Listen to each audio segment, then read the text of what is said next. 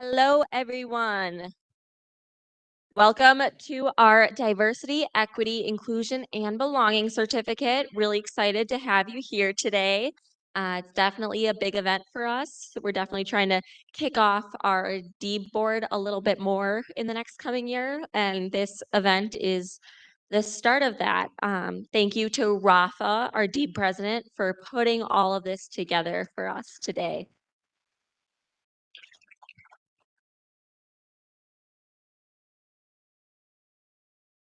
So today we're going to have the DEEB certificate, and then we are going to have some AMA updates and some upcoming events at the end of the certificate. And now I have Andy to talk about a scholarship real quick. So for those that have not seen an announcement or an email, the Department of Marketing offers what we call the AMA Inclusive Excellence Scholarship. This is open to individuals that are not members of AMA, but you do need to be a marketing major, minor, or certificate student. This comes from the scholarship golf outing that AMA runs each summer. That's where the funds come from. So that's why the name AMA Inclusive Excellence, but again, it's open to all students. So later on during the sign-in or sign-out QR code, there's a question. If you would like to receive more details, make sure to click yes, send me details, and you'll get an email tonight about the essay and other details in terms of applying for that scholarship. So we would encourage you to consider applying. We're trying to give you money. So, that's my pitch for that. So again, thank you for being here this evening, and especially thankful to Rafa for all the organization and for our great panelists. So I'm going to turn it back over to Gracie.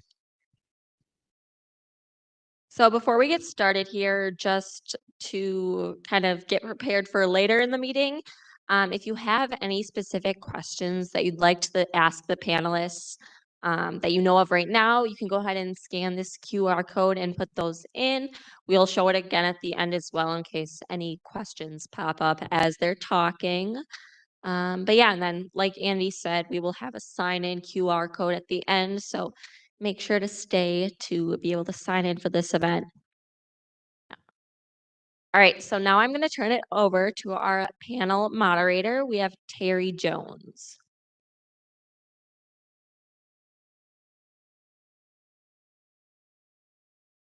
All right, y'all can hear me just fine. This is awesome. Thank y'all for joining us, and I'm hoping that we have a wonderful event. Before we get started with the questions, I would like each of the panelists, if you can just please tell us something about yourself. And I don't know which order y'all want to go. Did Dr. Clark want to go? Oh, Dr. Barber first. So if you can just kind of tell us a little bit about yourself. Well, hello, everyone. I am an alumni of Whitewater. So I was in the second cohort right after Andy's cohort. So that's a little bit about me. And then obviously an assistant professor of marketing. So I've had some of you, or will have some of you in the near future. Hello, I am Camelia, and I am also an alumni of UW Whitewater. I have a nephew that attends Tamir Thomas here. He's on the football team. And also my son attended UW Whitewater as well, so I'm very fond. A little bit about myself, I'm a deaf care professional. As you can see the hearse behind me, I've been in the profession for nearly 30 years. And my family owned several funeral homes, crematories, and some other related entities, including a casket company. We are a family-owned business, and I just love everything about entrepreneurship. So I work with a lot of small businesses in terms of mentoring as well. I also have board leadership within the corporate realm. I've worked on nonprofit medical facility boards. I currently serve on Federated Mutual Insurance Companies board as well. And so I'm excited to be here. I'm a mom, married, 4 children. The eldest is 28 and the youngest is 10. So thank you for having me.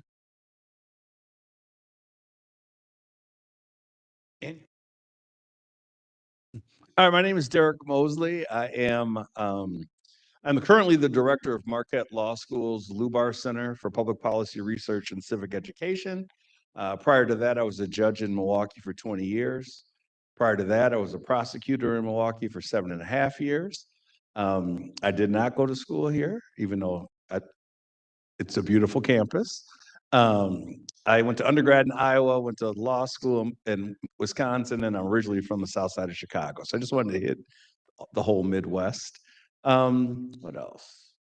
Kind of a fun thing. I'm a James Beard Foundation judge for the James Beard Foundation. So I go all over the country trying different restaurants, voting for best restaurant in the country. I was involved in, I don't know if you guys are aware, Top Chef is filmed, and I was involved with that as well. Oh yeah, dining with. I do a lot of food related things.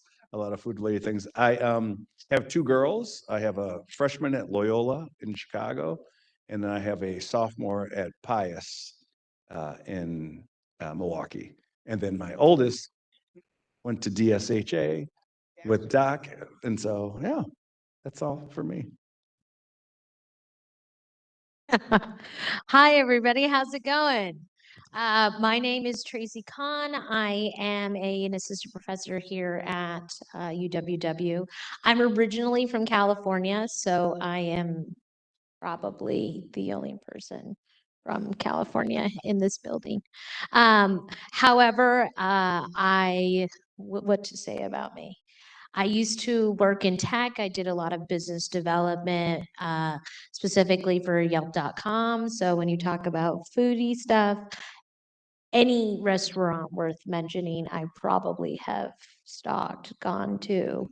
I'm a big foodie, so I really enjoy looking and prospecting different restaurants. I teach social media marketing and analytics, as some of you are in my class or have been in my class.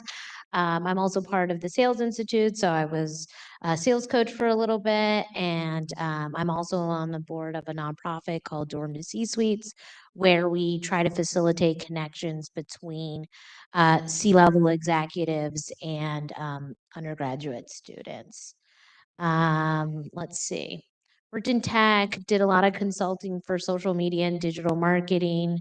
Was the director of marketing for a little bit for a company in Connecticut, and this is my first year in Wisconsin. So came here for the beer and the cheese. So far, it's been great. Like both. Not drinking the beer currently, but definitely with the cheese. Yeah. All right, thank you all for your introductions and whatnot. So let's move on to the questions. I'm going to try to do like 2 minutes max for answers. So if you kind of see me put my finger up or something, just so we can make sure that each panelist has enough time to speak. So for the first question, can each of you share a personal anecdote or experience that illustrates a challenge you faced as a person of color in your professional journey? And Dr. Khan, you want to go first? Okay. I guess I'll go first. I have so many stories. Where should I begin? Like, you just want one? Okay. I think probably being a mixed race person, and having a lot of people not know where my family or my people come from, and also being mixed race, has been a really difficult journey for me, because I'm never brown enough, or I grew up in Southern California, so my family called me like a coconut or like an Oreo, where you're like brown on the outside, but like white on the inside. So I never really, it was like difficult for me to navigate those situations. And specifically in corporate America, I remember people telling me, like, yes, you'd be a great fit for management, but we already have somebody that is Pakistani. It's like, but I'm not Pakistani, A. And B, I don't see how those two are correlated. I have been called any brown person's name that like I am like there was only two brown people, two brown girls when I was working in tech out of a 3,000 person company. And for the life of them, I like kept on getting called Saher. My name is Tracy. I don't even look like Saher. But so with regards to uh, upward mobility or even just having general conversations. When the George Floyd thing happened, I was working in New York City. I was working for this tech company, and um, the conversations about George Floyd were, oh, well, he was selling loose cigarettes. Oh, he was kind of asking for it. The lack of humanity or even just general understanding for the issues that people of color face was really egregious to me. And I think that a lot of the times there's a lot of explanation that's being done. I think, when I talk about instances of racism or things that have happened to me, people tell me they're like one off stories, but you're white. So, like, you cannot tell me what, like, the one time somebody was rude to you is not the same as systemic racism that I have to deal with every single day. So, for example, I partnered with the Department of Homeland Security to run social media campaigns focused on domestic terrorism, and one of the campaigns was focused on white supremacy, and my students chose these topics. I need to stop talking. You go next. Right? I'm done. Oh, and Wrap it up. I'm gonna wrap it up. And basically, the students were like, "Oh, I'm really worried about my safety. I'm really concerned about whatever." And I specifically told them you need to make fake profiles or, don't have anything linking you. But they were so concerned about their safety. And I'm like, "Well, what do you think it's like being me? I can't change colors when I leave. Like I'm brown all day, every day." So, like, your concern for your safety online one time after somebody like makes an angry comment about white supremacy and you take that personally, what do you think it's like for me, for everybody on this panel every single day? And so, like, the lack of empathy or self awareness, like making things about themselves when it's really not about you, was one of the largest, I think, bound like things, obstructions to progress that I've have encountered.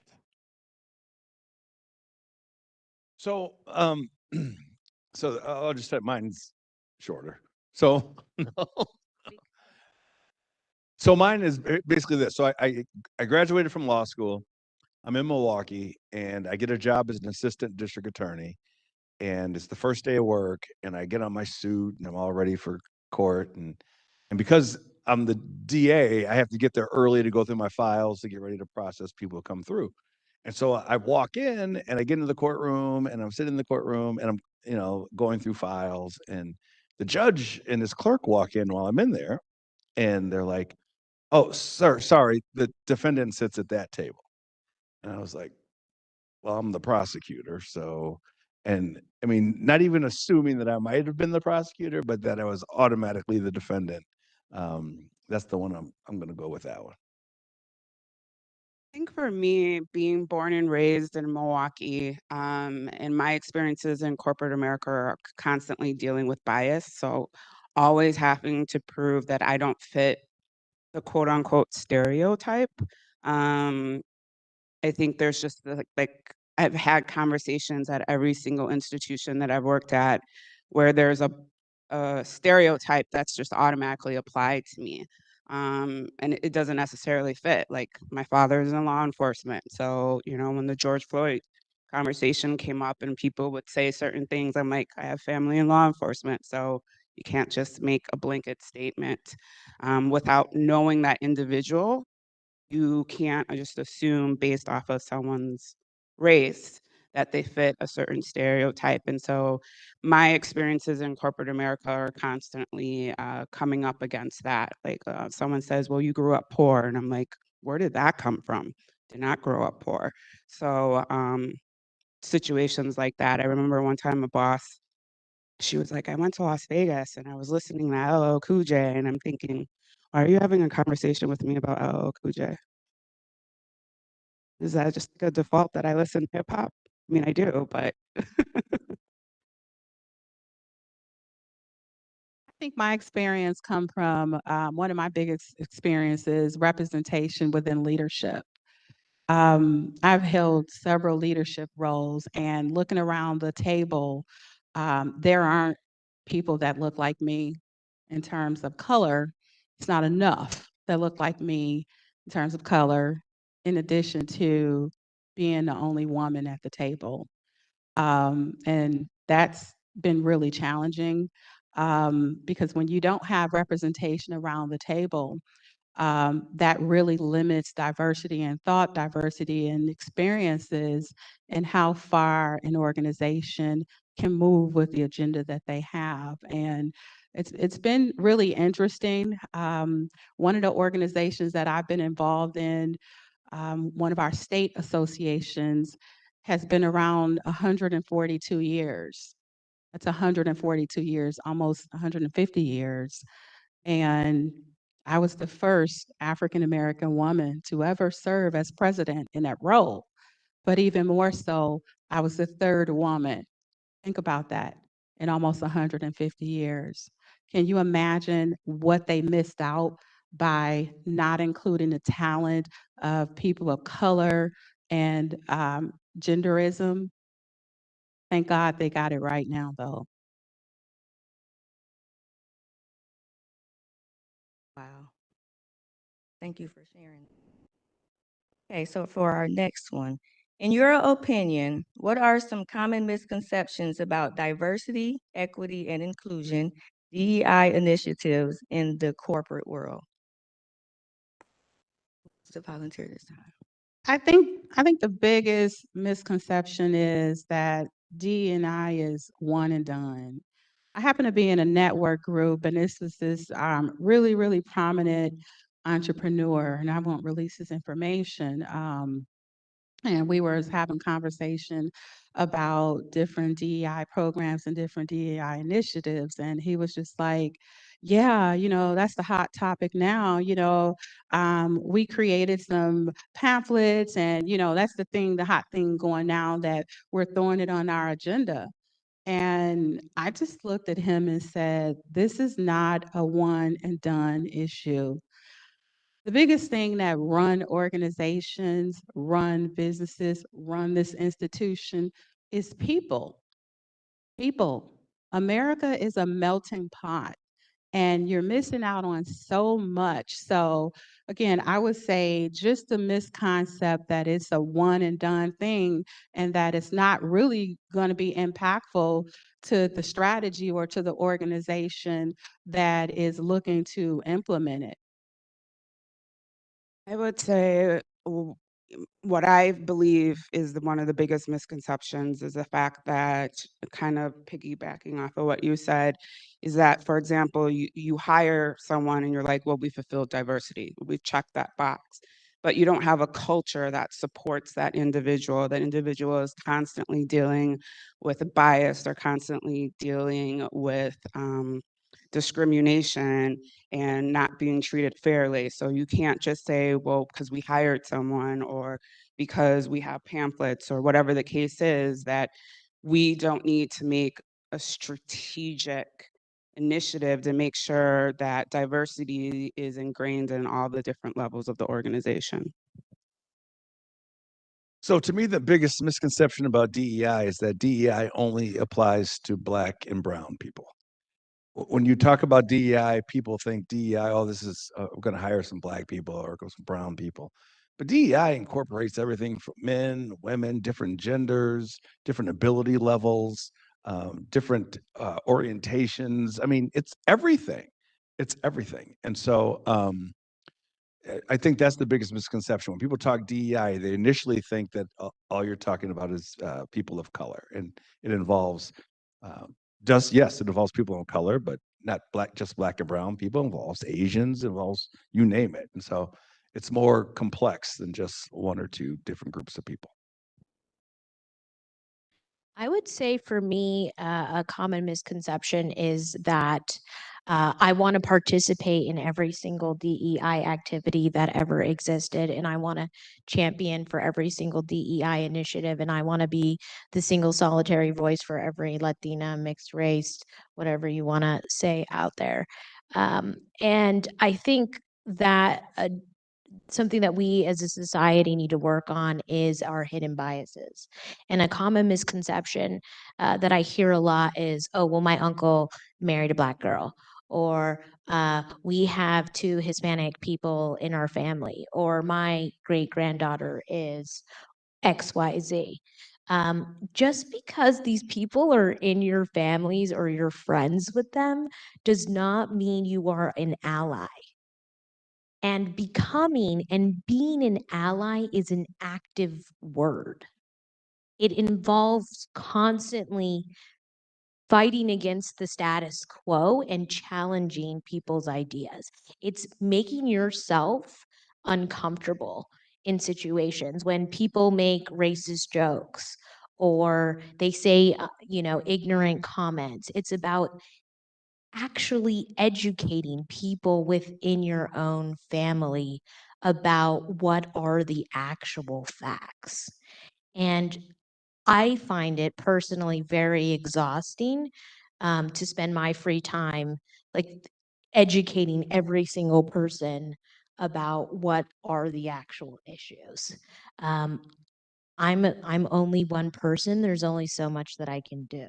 And so um, if you really want to be an ally, you have to do the work. And that's just it, really. Totally agree with that. So this next one is kind of two-part. So I'll do the first one first and then I'll work on that. So can you share an example of a time when you witnessed effective DEI practices in action within a corporate environment? Well, you want to go? You can go. I'll go just because mine is really short. I'm not there yet. I haven't seen it yet. Believe we have a long way to go. Just piggybacking off of what I said before and what Camelia said, companies are looking at one box and they think they're done. There's a billion things that need to happen. And if you're looking at it from that singular lens, which the high majority of institutions and corporations in this country are doing, I don't see it yet. I think we're making progress, but we're not there. So I've never worked in corporate America. Like I said, I've been a prosecutor and a judge, so I've always worked for the government generally. But the one thing I've seen where it has worked has to do with juries. When I first became a prosecutor, we only got our jury list from the voting rolls. That was it. And so the largest population of people who vote are generally white. And so when you pick just from just the voting rolls as your the group that you're picking for jurors, you're not going to get a nice cross section of the community. And so the system has designed, thanks to a professor from Hofstra named Professor Summers, he did this study, and the study said that when you have diverse juries typically tend to get the judgments right. They get their verdicts correct, as opposed to non-diverse juries. And so as a result of that, the system has made it their mission to try to find ways to get more jurors. So one of the answers was, well, let's go by driver's licenses. Well, I grew up in Chicago. I didn't even own a car because you don't need a car in Chicago. We have amazing public transportation system. So no one ever drives a car or owns a car. And so if you use the driver's license, some people just don't get one because they never needed one. And so now you're missing out on a group of people. And so now we take it from everything, whether it's tax returns, driver's license, voting rolls. we grab from a more diverse group of places, and as a result of that, our jurors have become more diverse and our verdicts have become more just. I think with my experience, I happen to have witnessed several organizations starting DEI and DE&I initiatives from ground zero. And to witness those organizations from the beginning, from idea to concept to actually implementing a strategy that's fairly new, uncharted waters, the impact that I have seen with the employees that have been impacted with not feeling psychologically safe and bringing to higher management and the C-suite the different unconscious biasness that they have experienced.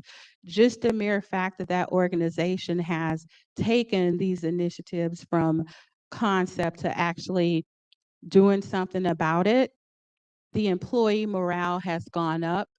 There's been some profitability measures that the organization has been able to see, and the organization has been able to identify, whoa, we got shortcomings, right?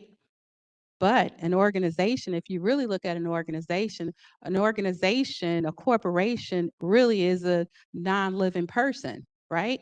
So we as people, we have challenges. And so the organizations that are realizing that they do have challenges, that's the main thing to start. And so it's been good. It hasn't been easy, but morale has gone up and engagement has gone up with those employees and profitability as well.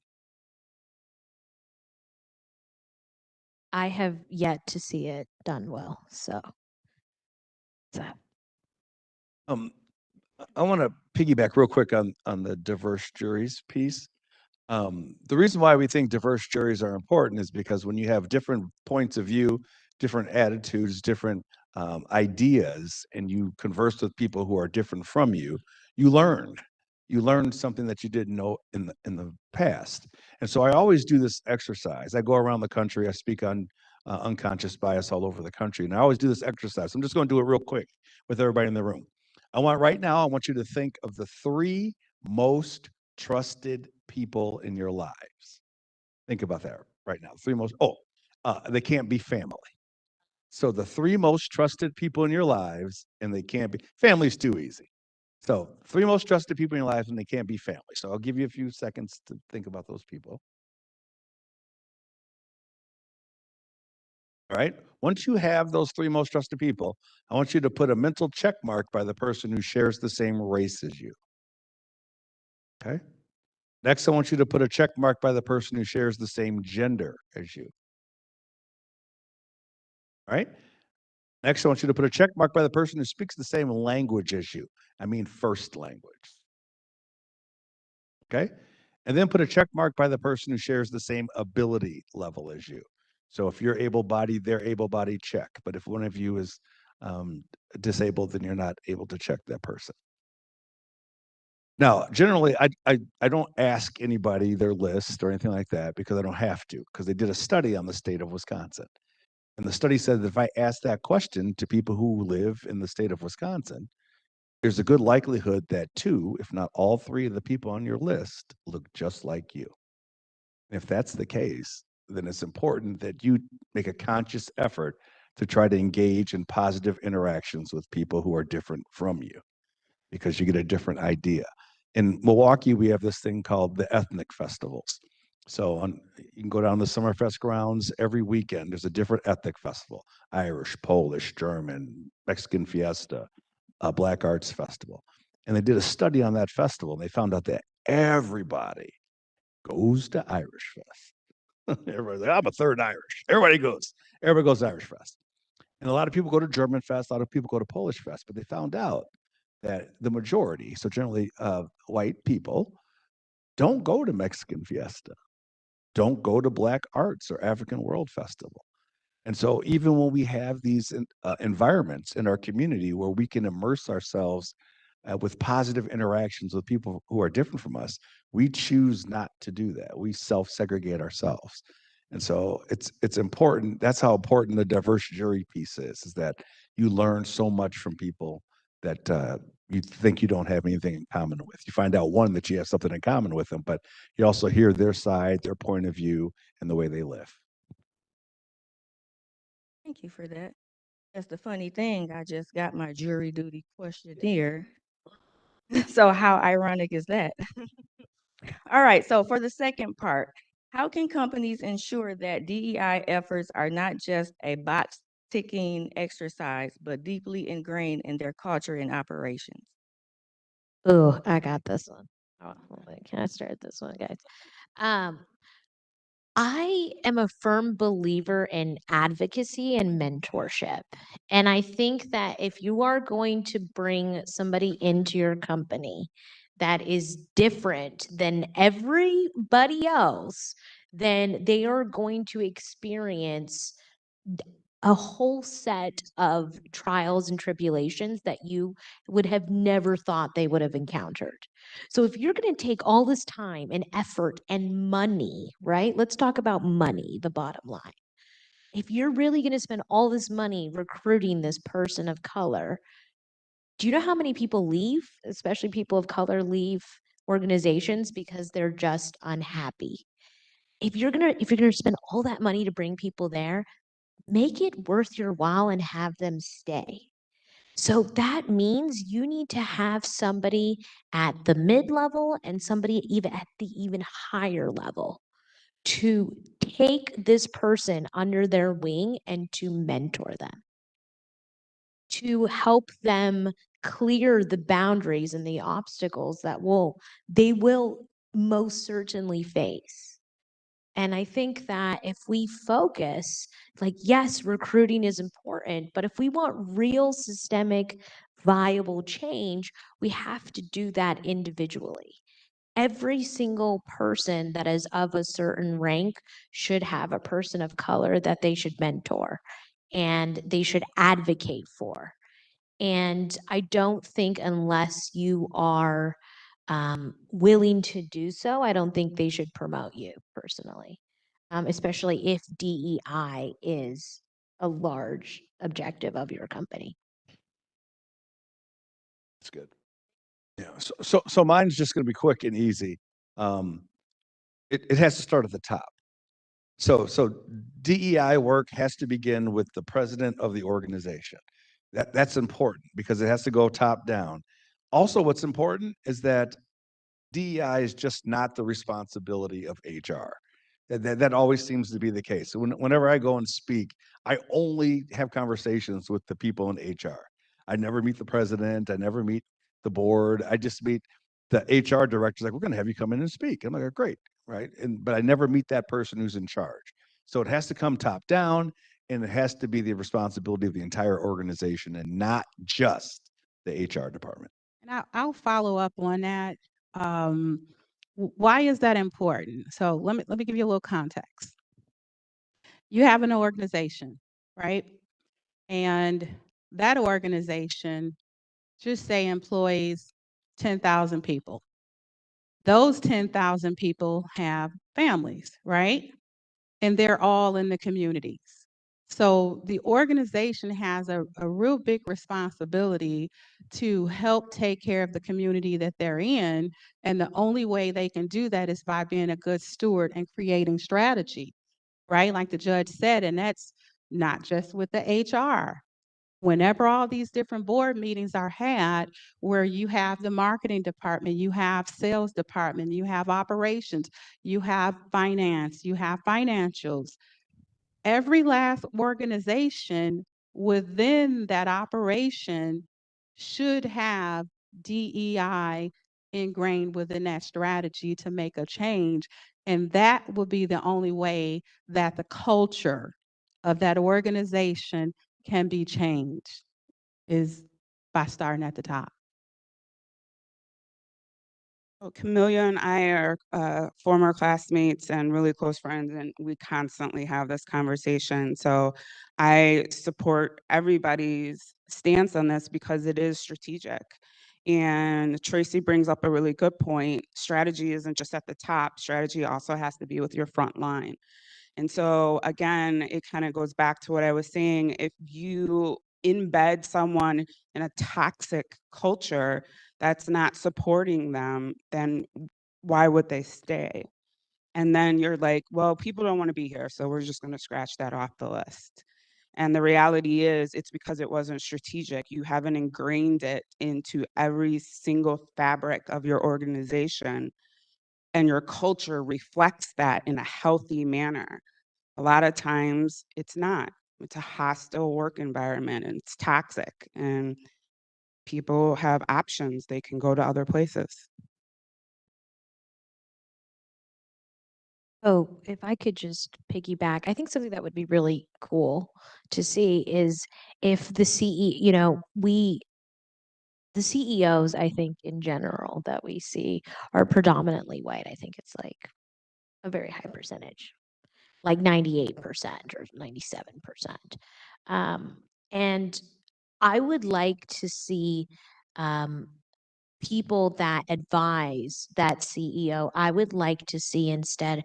I went to a talk and I met the president of Lockheed Martin, and every single one of his advisors was a white male. And, they walk in like groups, right? He has like an entourage of like 25 people. And I looked around and I thought, you don't surround yourself with anybody at all that's different than you.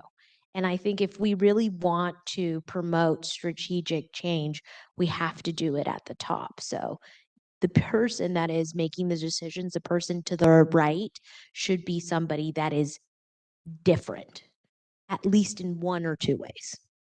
I'd say the more ways, the better. Absolutely agree. Okay, so as leaders and influencers in your fields, what steps do you believe organizations should take to create more inclusive workspaces? Start with that. I'm going to change my hats from corporate to the entrepreneur in me. You have to have the conversation. You have to be willing to do an assessment. You have to be willing to feel the pain. And then you have to take the stance to where it takes one person, right, to make change. It takes one person to be a trailblazer. So start off with educating themselves about different lived experiences, those leaders to put themselves in a different experience. And that's very uncomfortable, right? You go into a room and you're different. And you can even take the context and put it geographical diversity. As the judge says, diversity comes in all forms. So I would just say understanding the power of one person, one action, one initiative, one culture at a time.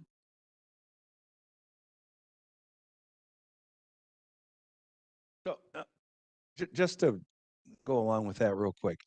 So I give speeches all across the state, and I'll be in a room, northern Wisconsin, and I am 300 people in an auditorium, and I'm the only Black person in the whole auditorium. And if you're a person of color, you have this experience a lot. It's not unusual.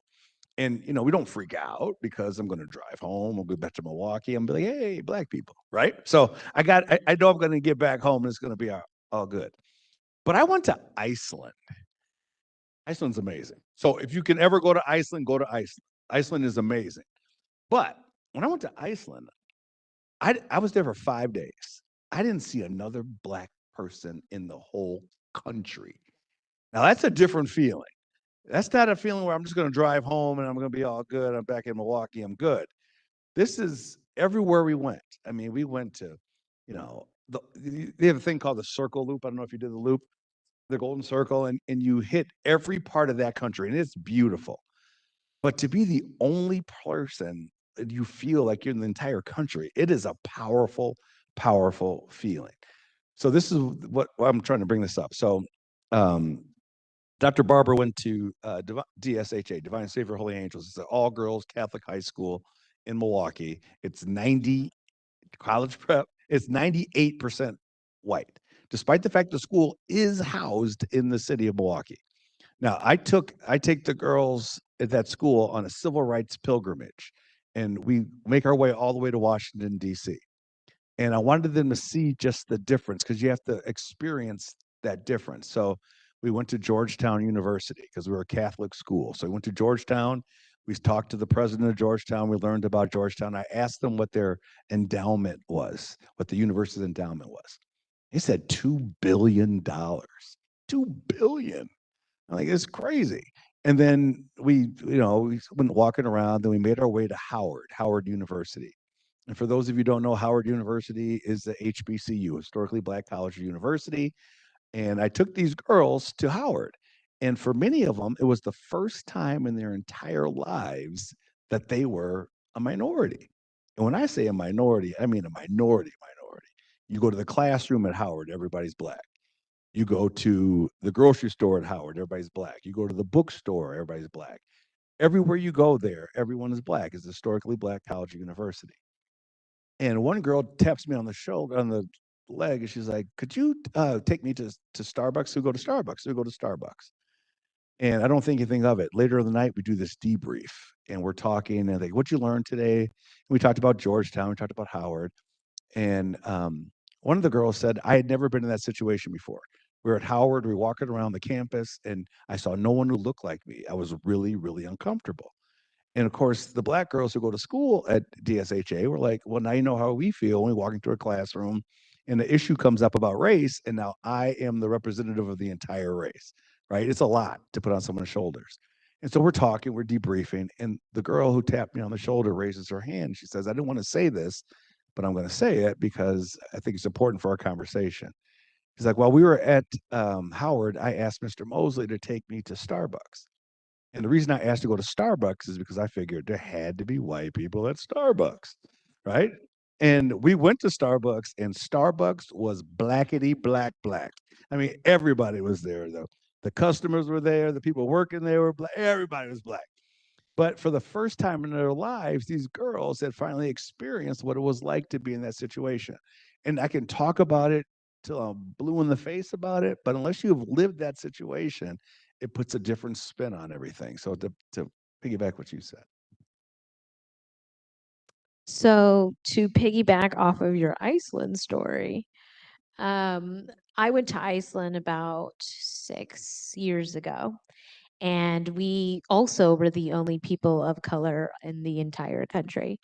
And we had a wonderful experience in the sense that we went to this small town and we were in the hot springs and we were chilling, and this like ginormous Viking dude comes up to us, and he's got like the whole like braided beard, and then he's got like a hot pink bead at the end, and I'm like, oh, this guy's a vibe.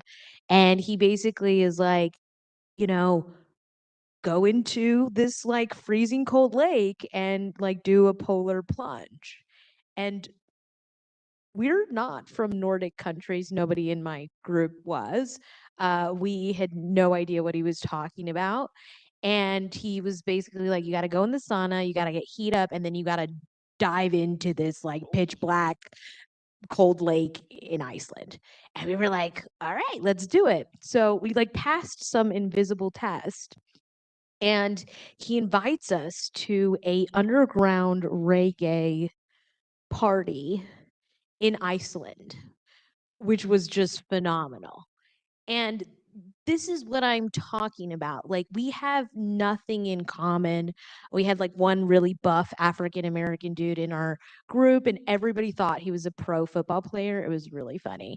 And they kept on being like, oh, you're fresh, like those are some cool Supreme clothes. And and the way that he reached across the aisle and just was like, I don't know who these Americans are, but I'm going to invite them. And he invited us in, and we had one of the best nights of our entire lives.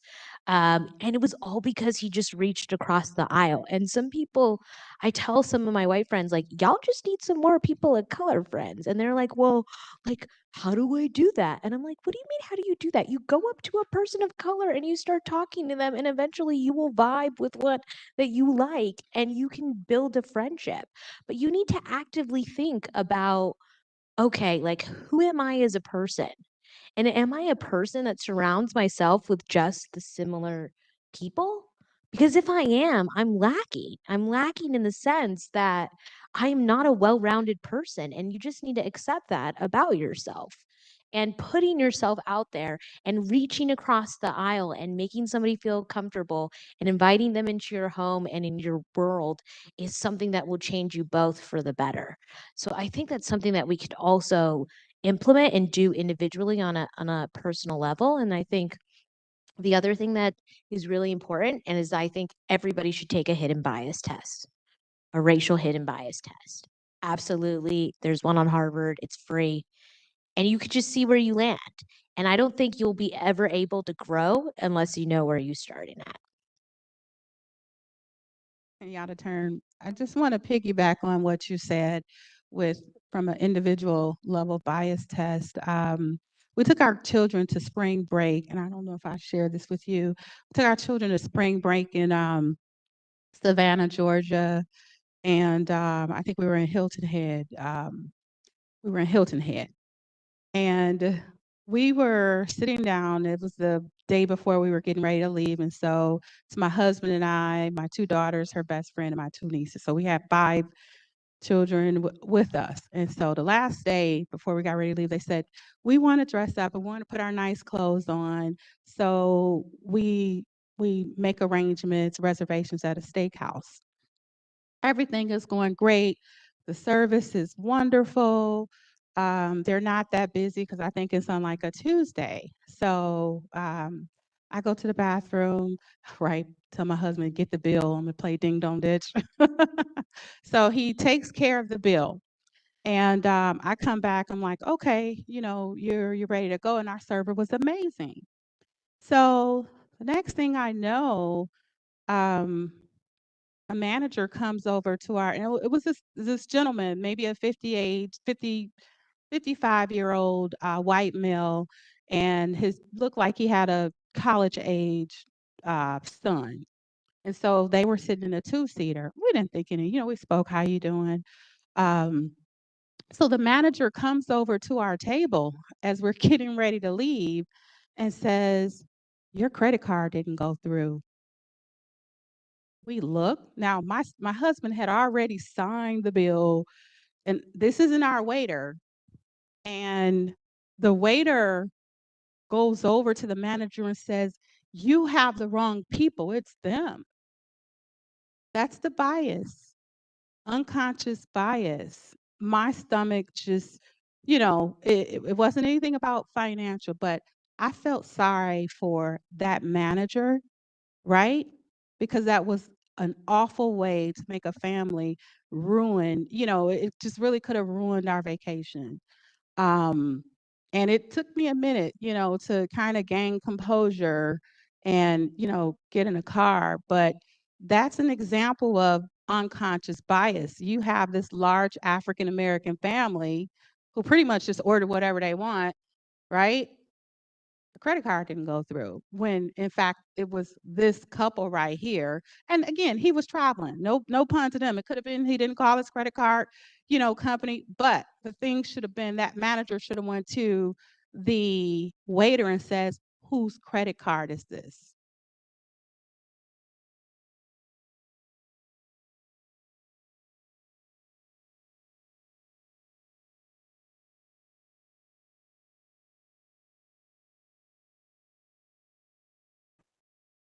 How do you see the future of DEI evolving in the corporate landscape, and what trends do you anticipate? What I would like to see, that's my spin on your question. And we've mentioned this before, is that it cannot be a one-off. It has to be a strategy. I want to see that there is diversity officers, and there are some companies that have diversity officers, but the diversity officers, it's their job to make sure there's implementation and there's a supportive culture at all levels of the organization and with everyone they do business with and all their stakeholders, right? So the employees is one part, but also working with the community as well. That's where it needs to go. I think there needs to be a focus on who those DEI officers are. And I think something that I've experienced or I've seen is that when DEI officers are not people of color or they're part of the model minority, the issues don't really get brought up. And the real systemic change isn't there. And so I would like to see a DE, like a transgender African American, Cambodian, Latino, like as many acronyms as we could possibly add, person who has so much overlap and what's that word? Intersection, who has so many intersectional identities that it is impossible for them to be overlooked almost anything, you know? That I think that's what I would like to see. I think that's a really good point. And I think, to take that step further, maybe it shouldn't be a person, right? Because we haven't even mentioned people with different abilities. That's a part of diversity as well. And so maybe that office needs to have officers that are in charge of making sure that that organization has a supportive culture for people with different abilities above and beyond the standards of the United States government, but to make sure that it's supporting everybody. I think DEI have a bright future, not because of this panel up here, because of you, because of you, because of you. The employers that are looking to hire, they are now looking at your resumes to see if you have any DE&I training, these type of programs. But you all are going to define the workplace. And how do you define that? You define that by bringing your lived experiences. Take all of this that you're getting now because they're having the conversations because you are the future, you are the new workforce. And if you keep it top of mind, if it's important to you and if it's relevant to you, you all are going to be the next leaders. See, everybody's kind of rosy on this one. See, I'm worried because the largest amount of people who have been laid off in corporate America are the DEI staff right now. That's what's going on because we're going through this phase in the country right now where we never do anything like in the middle. It's always we swing back and forth. It's extremes on each level. And so right now we went to after George Floyd, we went through this moment of DEI starting up and people understanding all these people were hired to have these positions, this awakening, the racial awakening, if you will. But I like to take it back. Everybody's like, I'm gonna take it one step forward. I'm gonna take it one step back. I think the problem that happened with the whole with our diversity, equity, and inclusion initiatives is that we operated as if we were all coming from the same understanding. And that's clearly not the case. And I when I say we have to take it back, I mean, we need to just re-educate ourselves. This is what I mean. I tell the stat to people and people are floored when I say it. So Black people in America have been enslaved longer than they've been free in America. Think about that. Slavery was from 1619 to 1865. That's 246 years. 1865 to 2024 is 158 years. In fact, that stat that I just gave you won't be equal where we've been enslaved as long as we've been free until 2112. That's 88 years from now. Think about that. And I don't think people understand that concept. And so people always say stuff like, well, You know, everybody thinks we all came from the same position, the same viewpoint, the same education point, but we haven't because we don't really teach our history. We teach portions of our history, but not our full history. And that's why I say I want to take it back, because for us to move forward in this DEI work, it's important that we understand the people who it applies to. It applies to all of us. You said something earlier about us like being this melting pot, right? And so when I give my unconscious bias speech, I talk about it. That's how we viewed ourselves in America. We were a melting pot. But think about a melting pot.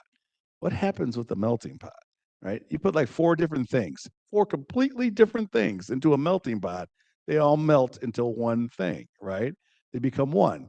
And that's how we perceive this country, that we're all homogenous. We're all the same. But the problem is we all come from different places, right? Unless you're First Nation, Native, or Indigenous, your people got here one of 2 ways. They either immigrated here or they were brought here. Period. There was no other way they got here. And when they came, they brought their food, their language, their music, their culture. They brought all of that. And instead of us embracing this as this nation of immigrants, because we all were, unless you're First Nation, we all were, we said we were a melting pot.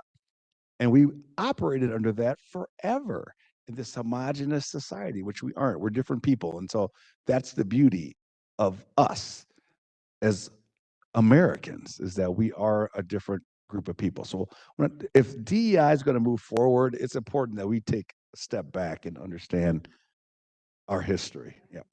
For the sake of time, one more question so we can leave time for answer Q&A. Okay. I was just notified to kind of wrap it up. But those were awesome, good answers, and I appreciate all the perspectives that you guys have provided for us.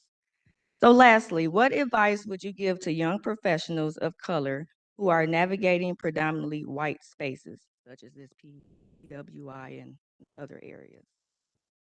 I'll just go off of what I think is helpful. If you have the ability to find someone who's already led the path, Camelia and I have talked about this, someone who's kind of navigated those waters, that mentorship, and Tracy, you mentioned this too, that's huge. Especially if you're in an environment where you feel isolated in a culture that isn't supportive. You know, they did the initial step, they hired you, but they don't realize there's more to it. If there's someone there to help navigate those waters, and if you can cling to that person, then I highly encourage you to do it. And it doesn't matter what level they are. If that person's the CEO, stop them in the hallway or write them a letter and just say, hey, I just want to introduce myself. Can I take you for coffee? So on and so forth. And in different environments I've been in, mentors have really helped create that, but they're not in every organization has someone who was there before you. So being the first, you need to make sure that you find a support system for your mental health, because it can be exhausting to be the only. And so it's important to keep yourself mentally healthy. And if that's outside your organization, you've got to find someone. I'll piggyback on that. My advice to a person of color navigating predominantly white spaces would be to make yourself uncomfortable, get involved in networks. One of the things I know people of color miss out on a lot of opportunities because we aren't involved in the right networks, because it's uncomfortable for us and we haven't been invited in. So sometimes when you want to sit at the table, you're just going to have to open the door and invite yourself in. Be a little bold, okay? Learn other cultures, but immerse yourself and be okay with being uncomfortable and learn while you're adapting to the environment that you're in, period. But stay authentic. Stay as authentic as you can while still adapting to the new environment that you're going to be in. I would say be kind to everybody.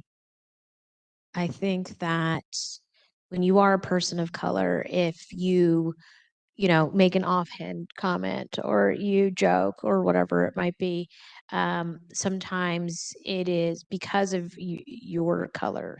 It is perceived as you being aggressive or bossy or rude. And so if you are navigating these spaces where you're the one and only, if you don't say anything mean about anybody, you really can't get in trouble because nobody's going to say so and so said something about you. They're not going to believe what you said because you've always been really kind about everybody. And so I think if you're not a person of color, I think you should be kind to everybody. And you should be kind. And if you don't have anything nice to say, just don't say it. And I think that I'm a big fan of if I can't tell it to your face, I'm not going to tell you at all. And I think my students are very aware that, I'll tell you how it is, but I'm going to tell you to your face. And it comes from a good place. It comes from kindness. It comes from love. It comes from me wanting you to be the best person that you can be.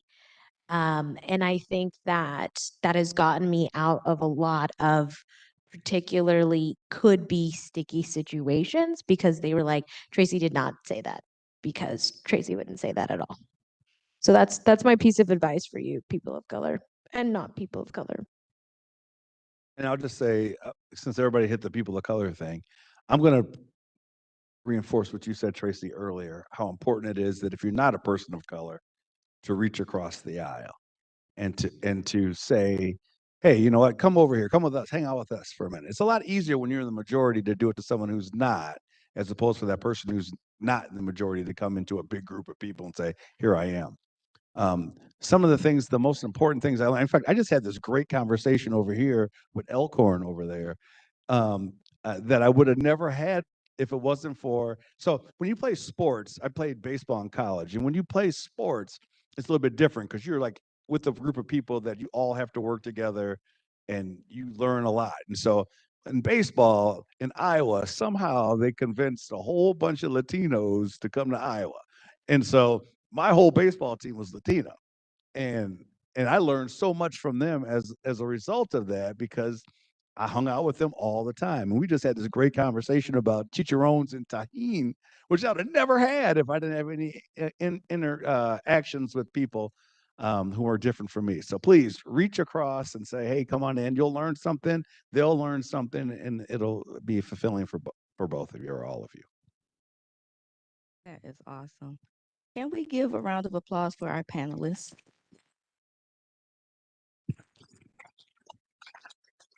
Thank you all so much for your expertise and knowledge and your tips. At this time, we would like to open it up to the audience for questions. Yeah, so thank you everybody who scanned the QR code and entered a question. We have time for I think one or two here. So the first one we're going to do is, as young people, what should we do? What should we be doing as we enter the workforce to make sure that good DEI practices is understood throughout our companies? I think speaking up and advocating. I have the privilege and I've had the not so great privilege of working with people who've either stolen my ideas or have not advocated for me. And when I found somebody that has advocated for me, it had changed my life. So if you want to be a good person and you want to focus on DEI, understand that your voice is more powerful than mine. I can be here and rah brown girl all day, but the fact of the matter is that if you're not a person of color, if you're white and you happen to be a white male or even a white female, your words tend to carry more weight. So help us. If you're really an ally, help us. When you see somebody having a terrible experience, getting bullied, getting overlooked for a promotion, being negatively talked about, reach across the aisle and help. There's so many times where I've seen people sit there in silence and watch a person of color get taken down. And for their own self-preservation, they don't say anything. And it feels like a betrayal. I want to be very clear. It feels awful because you think that this person is your friend. And then when it comes time to defend you, they left you hanging. And imagine if you had to go to work and see these people every single day and realize that they will never really have your back. You want to know what you can do? You got to speak up. You got to have your friends' backs. You got to, if you're really friends with that person, you got to speak up for them.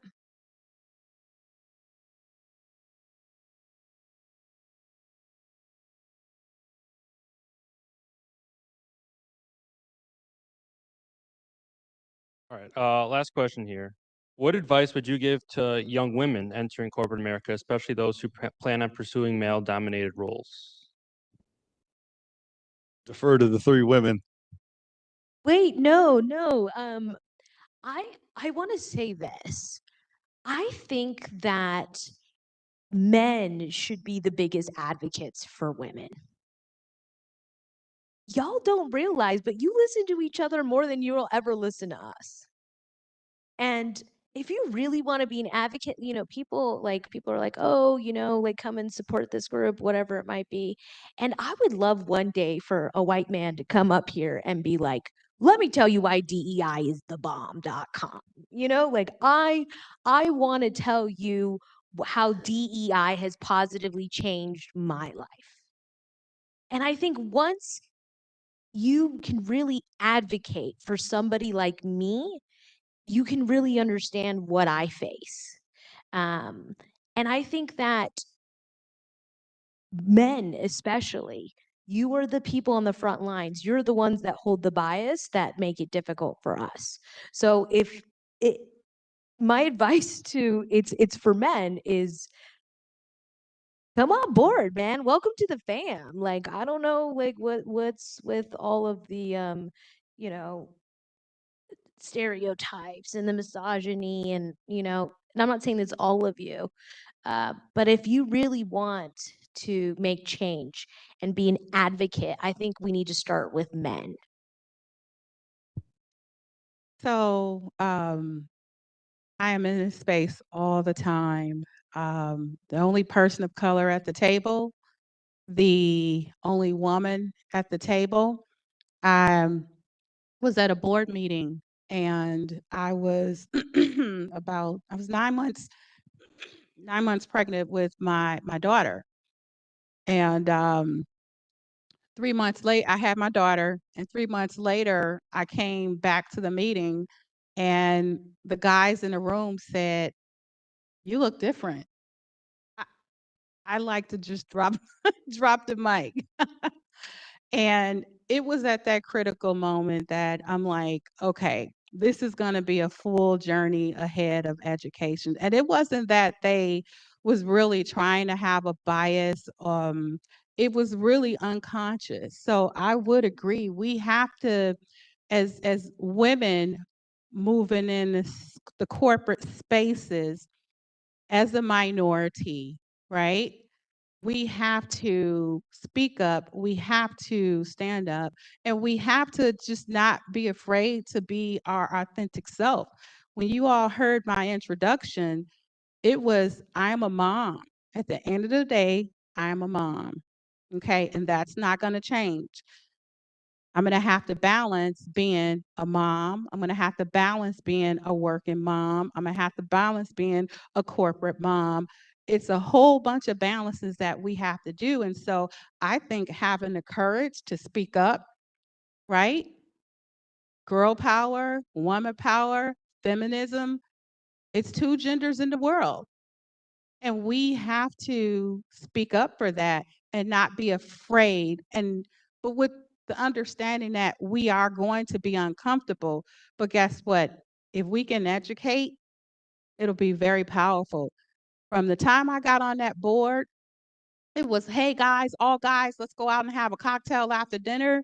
After the board meeting. Guess what? They no longer say guys. No, guys and gal, guys and ladies. But with me helping to correct them with that, they're conscious of it now, even if that do slip up. And that's paved the way for the other women that has come on the board and has leadership. So again, do not be afraid to speak up and be that one, and do not run away if you have to be that trailblazer, because you just might have to be the trailblazer. I would also say, find hobbies that you're interested in and be passionate about it. I was in tech. I often am the only female, the only person of color. Happens all the time, and I consider myself one of the bros. And I really enjoy hanging out with dudes. And sometimes, we really have a good time. And so, I think finding commonalities, things that you both share that you could talk about. I grew up in Southern California, so I learned how to play golf, and I knew I was always wanted to be in business. So this is something that has taken me, leaps and bounds forward from my other female colleagues because I was able to talk and uh, be able to have these similar hobbies as my counterparts, and I would say that helps. So pick up some hobbies. Shit, Tracy, you are so right on that. I mean, I am a avid, if you go to my website now, you will not see me in the hearse behind me. You will see me in my Packers gear, right? So developing commonality goes a long way.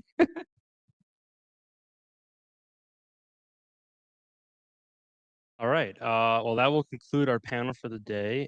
Thank you to the panelists for making the time out of their day to come join us. Oh, and Miss Terry, of course.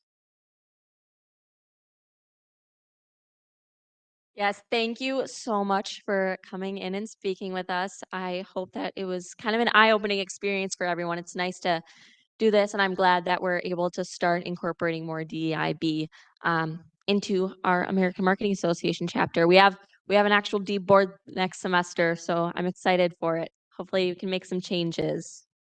And thank you all for coming. Before that, I just have a quick general AMA announcements for those of you that are here. We can go back to the sign up if needed. Next week, we're going to have a recap of this year's accomplishments. We've accomplished a lot this year. And then we are going to have a gender reveal for Tracy Kahn. Yep. So make your predictions. I'll be coming around on Wednesday. You could say boy, girl, and then I'll have a little presentation for you guys, and we can film your responses. So yeah, I'm excited. I hope y'all are excited. I'm excited to see what you guys think. You've been watching me balloon for the past 9 months. So and just, remember, be the change you want to see in the world. I believe in all of you. I know most of you. Y'all are cool people, so handle it. Yeah, so that'll be exciting. I'm already thinking boy, but we'll see what everyone else is thinking later. All right, and just a reminder too, we also have our scholarship golf outing coming up as one of our events. If you are interested in attending or helping out, you can contact Noah or Claire, our sales presidents, and they'll be able to give you more information on that. And then here is our weekly schedule for just anyone that needs it. Does anyone need the sign up backup? Yeah. Backup. Perfect. Thank you all again for coming, and thank you to all of our guests for today.